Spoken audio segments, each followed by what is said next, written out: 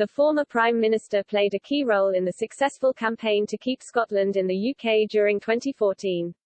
However, Nicola Sturgeon is demanding another poll by the end of 2023. Mr. Brown noted the rise of nationalism is a Europe-wide phenomenon, making it the dominant ideology of our age. Writing for the Daily Telegraph, he said, "We thought this clenched-fist nationalism had ended in the first half of the 20th century. But, in our time, it has reappeared all over Europe, in the propaganda of Le Pen's remodeled French National Front, Germany's ADF, Italy's League of Brothers, the Wilders Party in Netherlands, and even in social democratic Scandinavia. Political nationalism has become, once again, the dominant ideology of our age." In last month's Scottish Parliament elections, the SNP fell one seat short of a Holyrood majority. In total, more Scots voted for pro-UK parties in the constituency poll than nationalist ones. However, Ms. Sturgeon is hoping to get another independence referendum through the Scottish Parliament with Green Party support. Boris Johnson is opposed to a second referendum, arguing the SNP should focus on Scotland's coronavirus recovery. Mr. Brown warned tensions could come to a head next year. He wrote, "I foresee a major constitutional crisis next year as the Scottish nationalists demand another referendum, and I will not be silent.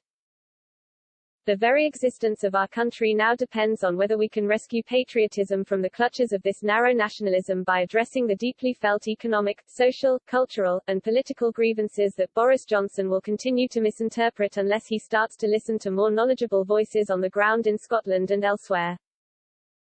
Marine Le Pen, leader of the far-right National Rally Party, is expected to face Emmanuel Macron in the second round of France's presidential election next year.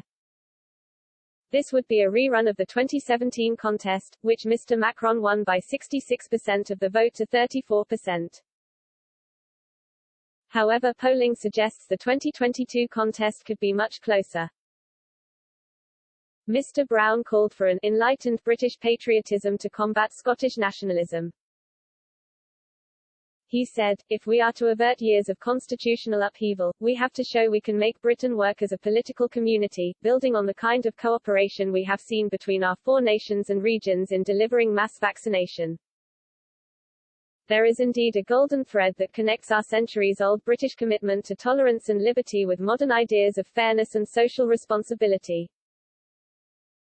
We have to rediscover that shared ethos and with it a shared mission, shared objectives and priorities, in other words, an enlightened patriotism that makes Britishness about more than holding a blue passport."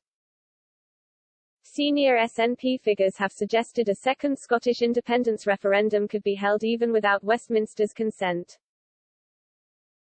Should this happen, Douglas Ross, the Scottish Tory leader, is urging unionists to boycott the poll. In 2014, Scotland voted to remain part of the UK by 55% of the vote to 45%. Ahead of the referendum, senior SNP figures indicated it would be a once-in-a-generation poll.